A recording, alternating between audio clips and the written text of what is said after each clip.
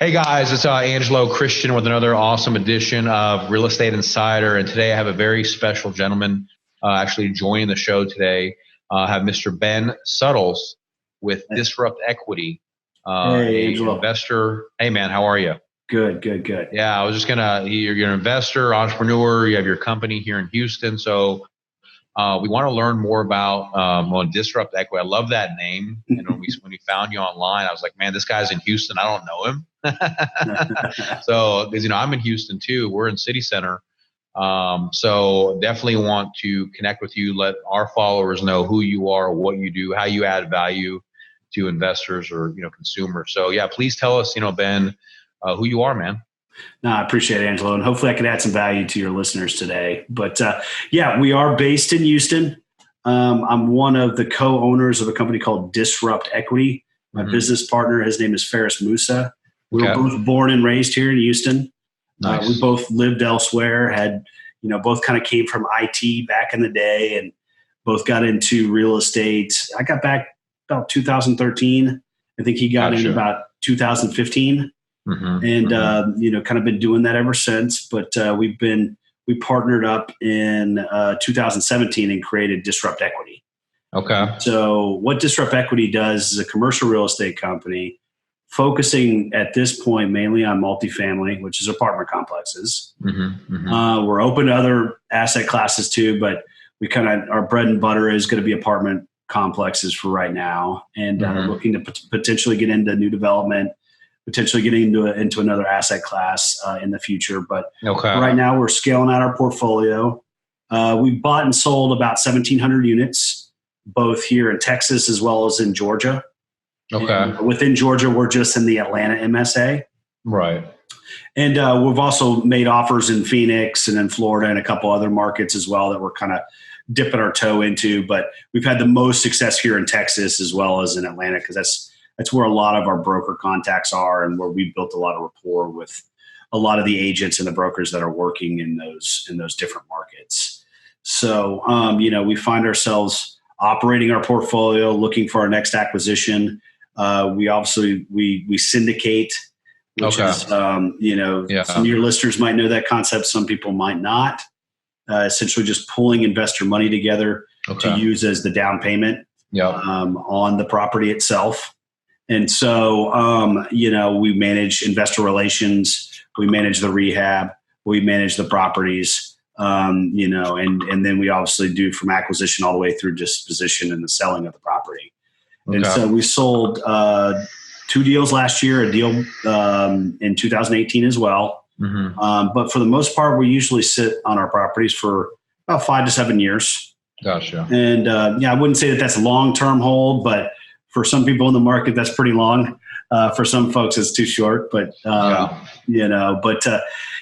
we've done about 17 currently. Our portfolio size is about 1,500 units. Okay. And we're excited just to kind of add to that portfolio in one of those markets. Right. So let me ask you. So basically, you're with your syndication. What are some of the things that are coming to my mind? What is usually the average return to your investors?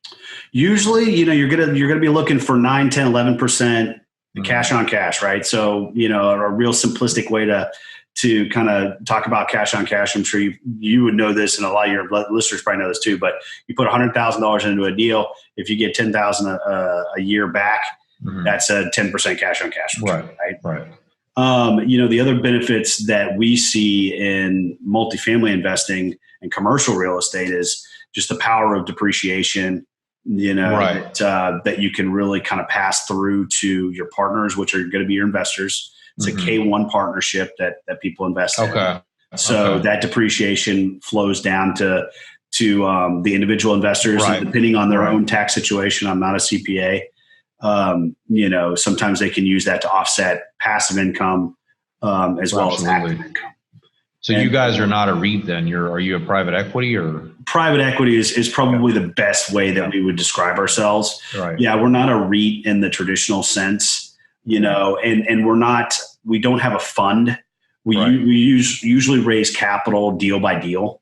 Now we might create a fund in the future, right? Where everything's kind of meshed together. But right now we have a deal. say we need $5 million.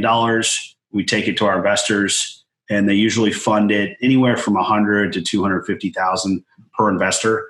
So you can kind of back into, how many folks are on these deals depending on how big they are. And then we go out, we buy the property, and then we usually have some kind of a value add component. So for folks that are kind of used to residential, we don't flip in the sense, but we do have very, very heavy value add, opportunities in the apartment complex space. So for example, we buy a property, it's 100 units. It might need $2-3 million in work. Right. So I have to go out, I have to get a general contractor. I've got to get trades. I've got to manage all that. I got to do draws with the lender. The same process that you would see on residential happens at the apartment complex level. Right. Just usually you're adding a zero to the rehab budget. And so and then the general contractors, we love them, but you have to keep an eye on them and make sure that they're doing their job. And so we have staff in house that, kind of our asset managers, and they run the rehabs and they do the draws and all that. Oh, really? Okay, good. Yeah. Good. That's great. That's great. So me and Ferris, at this point in our career, you try to focus on the things that you're best at or you enjoy, right? And so, from our standpoint, we like the acquisition side, we like the equity side. So we work a lot with the brokers and the agents in the business, trying to find our next opportunity. And we also work a lot with our investors. So, and that's kind of where a lot of the events that we put on, it's all in an effort to add value to potential investors, as well as to give back to investors that are already investing in our projects. So that's a lot of what we do these days, is focus mainly on that part of the business. So when you're going out to take down these properties, are you getting bank funding, or are you doing Fannie Mae deals, or are you just doing cash, or what? It's usually going to be a combination of either Fannie, Freddie debt, right, or it could be a bridge loan too, right? Depends on how hairy the deal is, right? Yeah. So something that's really, it's got a lot of work, maybe the occupancy's really, really low. I'm going to go with a bridge loan, right? Because they're gonna be less risk adverse. Yeah. They're going to loan on what the future value of the property is, not what it's currently doing. Yeah. And your leverage is usually going to be better, right? Whereas on a more stabilized property, I'm going to go with a Fannie or Freddie because they're just going to have the best debt in the world, right? The interest rate's going to be, high 3s, low 4s. You can get a long-term note. You can get multiple years of interest only on your payments. Yeah. So it just really depends on the opportunity. We do a combination of both. We tend to look for projects that fall more on the Fannie Freddie side. Yeah. Just because I like the security of having a long-term note if I need it, right? Nobody knows what the future is going to hold, right? And, you can still make a ton of money on bridge, don't get me wrong, but you better get in and get out and execute that business plan, because if things drag out and the economy goes in the wrong direction, you could be stuck holding the bag on these deals. Yeah. Yeah. That's good. That's really good. So, man, you guys sound like you have a lot going on. So you have 1,500 units right now, and then now this in February, I want to talk about this conference that's going on, the Multifamily Investor Conference here in Houston. So can you kind of share on that a little bit, like how you're involved with this and what the basis behind it? So it was a brainchild of me and Ferris, who were Disrupt Equity, and a gentleman named Kenny Wolf, who owns Wolf Investments out of DFW. We were looking to provide put on a conference that wasn't geared towards somebody hitting you up to pay for some training or mentoring or something in the future, right? Because people kind of know that they've been to the real estate world and they've gone to these conferences. It's always a lead up to something on that Sunday afternoon, right? And all of us have been down that path. We've paid gurus and stuff like that, spent lots and lots of money. And we felt like, hey, there's a way where we could add value and provide the content and some education to folks without feeling like we have to hit them up to do something on the back end. And so we don't make any money on this. In fact, we probably lose money most of the time, but we're doing it to add value to, people trying to get into the business and real estate and syndication and multifamily. We cater towards people that are looking to just passively invest in deals. And then we also provide it for current investors too, right? As a way to come and mingle and network with us, mingle and network with other operators and people that are doing deals too, because we're an open book, right? We're not going to try to exclude certain people or certain, if you're doing deals, come on out. Multifamily Investor Network Conference is an open forum for people to come out and learn about multifamily and syndication. Yeah. So this year we're also kind of putting a couple of different spins on it too. We're having an alternative investment panel, which is going to not just be about multifamily, right? We're going to have people that are doing self-storage and office and retail. Right. And so we're trying to open it up where it's not just multifamily centric. You're learning about other things too. Right. And we have vendors that come in and they'll talk about 1031s and opportunity zones and these different things, right? And the legal aspects of syndication and what people need to be aware of. And we do that at a very cost-effective price. Yeah. But the other shtick on this thing is that we're bringing the conference to people. Yes, we're in Houston, but we brought it to people that we know in LA last year. We brought it to people that we knew in Boston last year. And we're going to do the same thing this year. We're going to go to San Francisco, and then we probably will go back to Boston in the fall. Yeah. And that's because, once again, we're trying to make it as easy as possible for people to attend these conferences and get the value that they need in order to get started in the business. Yeah. And so, we felt like once again, that there was an opportunity to do things a little bit differently. So, no, that's really good. I mean, obviously we're going to be there, and I'm really glad that excited to have you out. Cross paths. Yeah. I mean, on our side, I mean, just so you know, I mean, we are a direct lender. We also do brokering too. We do Fannie Mae. We're a Fannie Mae lender as well. We also do hard money and bridge. And so, my side, so we have two different divisions. We have our residential, and we have our commercial. And I really spend my time dealing with, larger investors, and we have some interesting products, obviously Fannie Mae. And then, we have a hard money program that a lot of investors really like. That's popular, where you can get 100% loan to value. It's a hard money. It's a 2-year bridge. It's a 40-year fully amortized loan due in 2. But you can get 100% loan to value. The interest rate's high. It's 13%, but it's just used to take down the property with no money down, and then refi later to a long-term structure or flip it. Yep. So a lot of investors really like that because there's no PG, and it's not obviously non-recourse, and the only thing you have to pay for is the appraisal. You can even get your settlement charges financed into the loan. So in some cases, it makes a lot of sense to use that if you have a very good strategy, because most lenders do want skin in the game. And so with this product, if you don't have a lot of capital, like maybe some of your clients or followers, maybe they might be interested, or there's no loan cap. We have a minimum of $1 million, but there's no cap. So it works really well.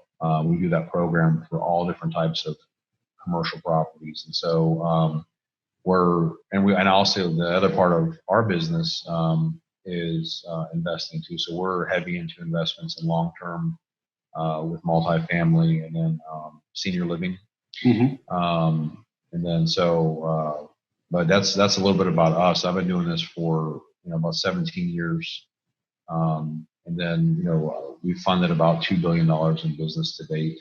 Born and raised here in Houston. So, I think that there's definitely an opportunity, either from the syndication standpoint or from the funding side, where we can definitely work together, just to see what we can do and how we can, one of the things that's really cool about us too, we offer investor lines of credit.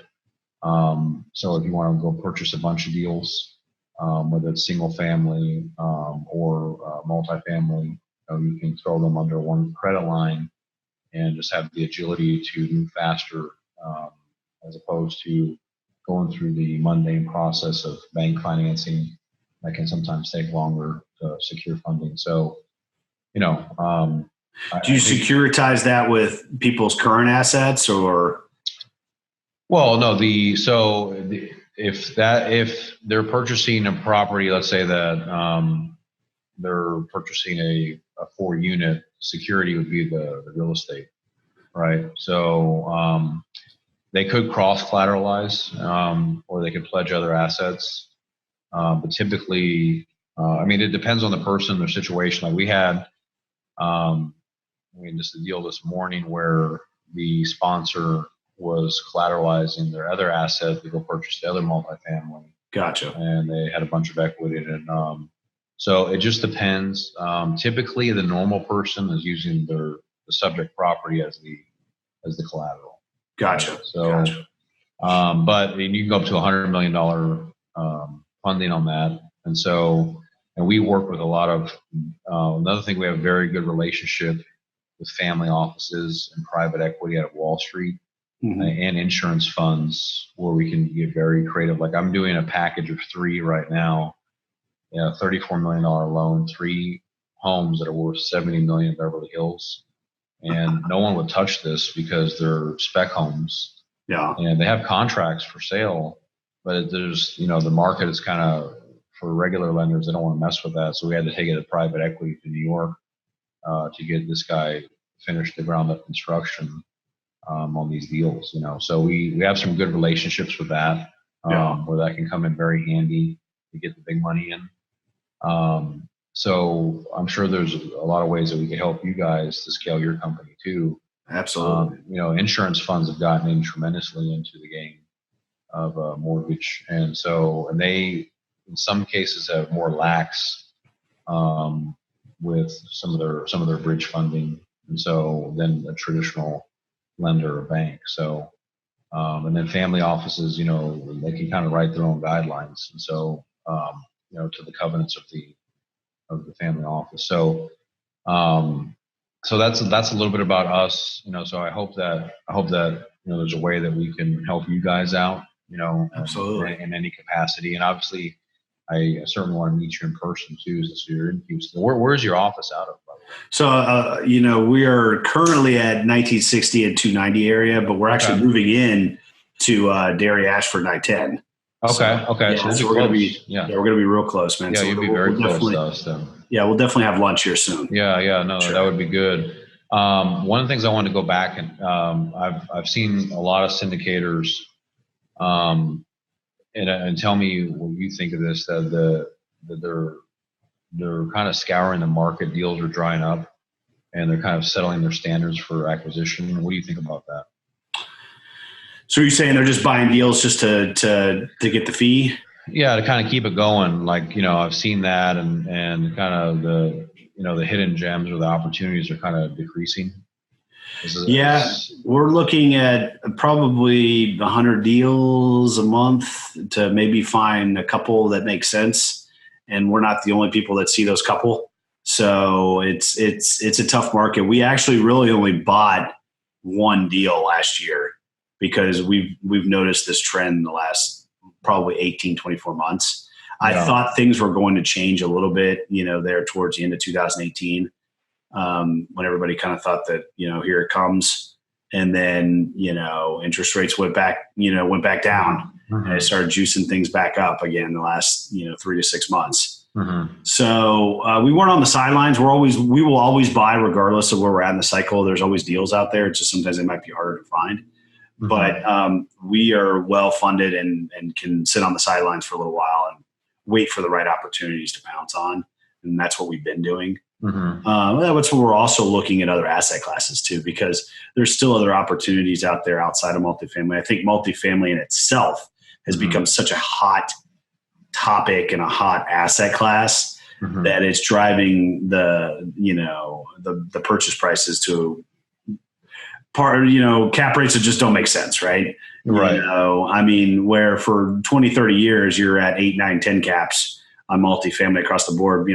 We're having conversations with agents where they're begging people to buy this stuff 10 years ago. And now they're rock stars because multifamily's hot. And that's just kind of how real estate is in general, right? Yeah. It's cyclical as a whole, but it's also cyclical at the asset class level. Yeah. And so, disrupt equity, like I said, well-financed, don't need to buy deals in order to sustain our business model. Our projects are profitable in themselves. And, I have seen that as well, and I don't agree with it. But at the end of the day, I think some people are going to try to squeeze whatever they can out of this last bit of the market run and then hopefully shore up their balance sheet. Yeah. No, it's funny. I had a deal on earlier in the week, and anyway, this investor wanted to buy a $3 million multifamily in Miami. The cap rate was 4.7%, and the interest rate on the hard money is 13%. I was like, why do you want to do this? You're not going to make any money. So, well, I'll refinance. And I was like, even if you refinance, and he's like, well, I can get the cap rate to 6%. And still, man, I mean, let's say you net 1.5%. I mean, was that worth it to go through all that? So, one of the things that I've done personally, and what I work on with some of my investors, what we've gone to, like I said, is ground up construction for multifamily. If they're not out there, build them. Yep. So we're working on a $20 million multifamily construction here in Houston because, we have the contractors, the builders, so we can build cheaper per door because we're not finding the deals out there right now. And we don't want to settle our standards, for just, because we need to allocate capital. And so. Agreed. So have you thought about ground up construction? No, we absolutely have. We were thinking the same thing 12 months ago. We just got kind of caught up on operating our own properties, and it's a whole nother thing, right? You want to make sure that you get into that, in the right way, and you have the right team in place. So I think 2020, if we continue to see the trends on the purchase prices, be where they're at or continue to go up, you get to a point where you're like, okay, I'm not going to buy a 1975 property, at a 5 cap and it's 90 a door, right? When you could potentially build something brand spanking new for maybe 100, 110 a door, right? And you're not going to have the headaches that you're going to have with a 50-year-old asset. Yeah. But a lot of people are just so, once again, it goes back to there's so much demand for this stuff, and there's these groups that are just pumping investors out, and getting them all hyped up, and they're just driving the purchase prices up. Yeah. It's because they want to do a deal and they don't realize how this all works. Right. And, but if you just step back and you kind of say, okay, I want to look at this from a common sense standpoint, right? I can build something brand new, or I can buy something that's 50 years old, and there's only a 10 or 20% price difference in there. I mean, any common sense headed person when you think would understand that. But I think some folks are just so caught up in doing a deal or caught up on, like you said, getting fees that they're just willing just to buy it up. And there's so much equity in the market that they feel like, well, I'll get somebody will give me the equity for it too. Yeah. Right. So I can get the debt's still cheap. There's a ton of equity in the space. And I want to get my fee. So I'm just going to buy a deal, but I'm right there with you, Angelo. I mean, there's a lot more, it makes a lot more sense in certain markets and in certain areas just to go ahead and build it, than it is to try to buy something. Yeah. Yeah.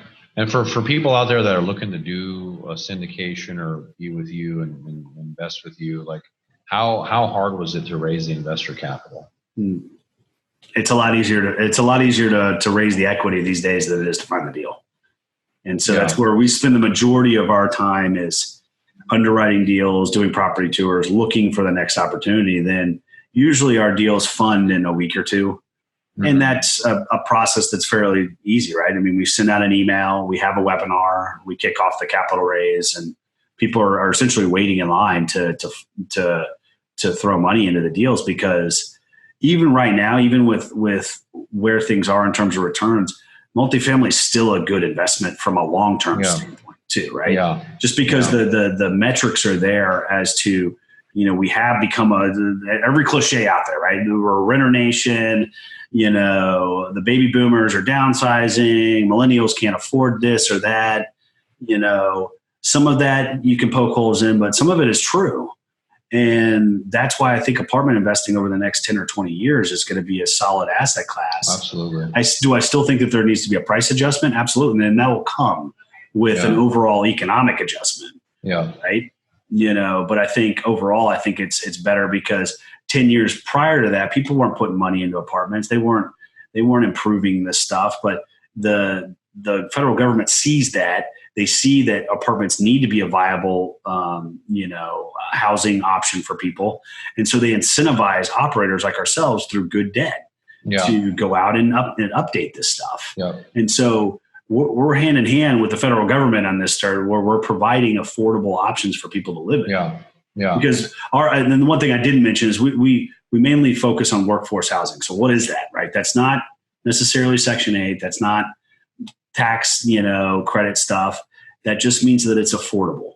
Yeah. Right? And that usually falls in the Class C, Class B range of 60s, 70s, and 80s built product. Yeah. And that stuff is affordable to a lot more people than something that's $2,000 or $3,000 a month. Right. So, one of the things that, and just to put this out there, we have a program that we work with. It's called Build to Rent for single family. And we've seen a lot of builders and investors migrate to this, especially with short-term rentals like Airbnb. So we have a program where it's Bridge the Perm, where they can get the funding to do the single family, but the strategy behind it is just to rent them. Yep. And so and we've seen a huge demand for that. And we do a ton of that in Florida right now at these destination areas. So just to kind of put that out there, not only can you do this for multifamily, you can also do it for single family, and build out townhomes or freestanding condos. The thing that I really like is senior living. That's proven itself to us in the last 5 years, and so senior living is a great investment class, right? I mean, once again, common sense stuff. People are living longer, right? I mean, and they don't necessarily want to live in a house that they got to take care of. Yeah. So that's a great asset class that we're interested in as well. Yeah. So we funded one for an investor last month. It was in San Diego. Okay. Really nice one. Actually, the cap rate was like 9%, and it was a really nice place. We got it for about 14. And so when I saw that, it really inspired me to spend a lot more time researching that as an investment class, because it just makes a lot more sense. I think that a lot of people some investors may question, well, if multifamily, the goal is for the nester to migrate out and get their own home, is what some people would argue. And then obviously there's other sides to that argument as well, that some people just stay in the apartment versus the senior living, they're pretty much going to be, in there until, they pass, or it's more of a security. So, I think that if you're looking for other ideas or other alternatives, I've seen that prove itself very well, Absolutely. Now, let me ask this. If people want to reach out to you to disrupt equity, they want to invest, with you, how do they do this? So they can check us out on our website, www.disruptequity.com, or you can email me. I keep it simple, ben@disruptequity.com. And, always happy to talk shop, answer questions. And, even if people just want to bounce ideas, or just, like I said, there's no commitment, right? I think just like we had with the conference, we're always just trying to add value to people, because we feel that's the best way to, put our mark on this industry. Let's put it that way. Is there a minimum investment with Disrupt? Not necessarily. I mean, it's good at it. Yes, technically, right? But we always work with people. Usually our minimum is going to be 75. Okay. But, sometimes, we'll do something where if you're a new investor, we'll come down to 50 or, and we usually take it on a case by case basis too, right? If there's something extenuating that, hey, I've only got this amount of money, we'll always work with people, because we want people to get into these deals. We want to prove ourselves to our investors, right? Right. And so we don't want that to ever be an impediment to people investing with us. And now you mentioned you had a webinar. So there's a webinar that people can sign up maybe on your next deal that they can watch, or? Yeah, so they can reach out to me. We have an email distribution list that we usually will email out the kind of not necessarily a teaser, but just more of an executive summary of, hey, this is what the deal looks like. This is where it's located at. These are kind of the different, data points. And by the way, here's a link to a webinar. Please sign up, and it will be usually in a week or two ahead of that, or after that, excuse me. and people can hop on, and it's a live event, right? You could do Q&A.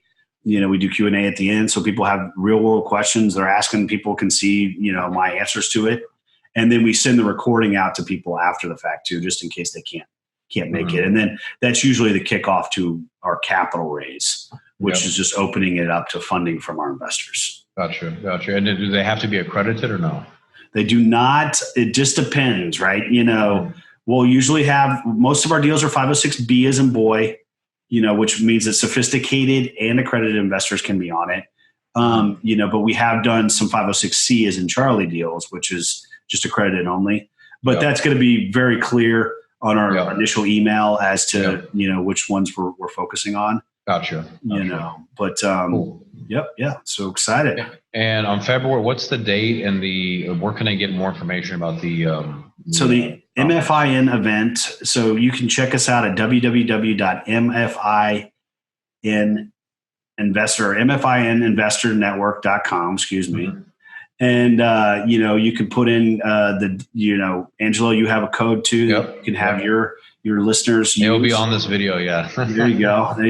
And that gets you some off. We already have a pretty cost effective, price we think compared to the market, but this gets you some more off of that. And we provide lunch, good networking at the end of the day. We'll have some cocktails. Awesome. So we're really excited. And that's February 8th here in Houston at the Weston City Center, which is going to be right up the road from you guys. Yeah, right down. Yeah, we're right in City. So that's really good. Well, Ben, I won't take any more of your time. I'm very grateful for you today being on this podcast, and we'll definitely push this out. Guys, everyone, if you're looking to get into real estate investing, definitely be at that conference. It's on February 8th at the Weston and City Center, the hotel. You can meet Ben. You can meet his crew there. You'll meet me there. I want you guys to come. Definitely be there. If you're looking to make a change with your life, you want to have your mailbox money start to grow, get involved with his syndication. I can't tell you, one of the biggest things I preach is to have your passive income exceed your career income. And it's never too late to get started. And real estate is one of the most secure, stable assets, especially multifamily, like Ben's firm engages in. So Ben, thank you so much for being on this show today. And we're definitely looking forward to meeting with you. Appreciate it, buddy. Thank you. Take care, man. Thank you so much. All right, buddy. All right. Peace out. All right, bye-bye.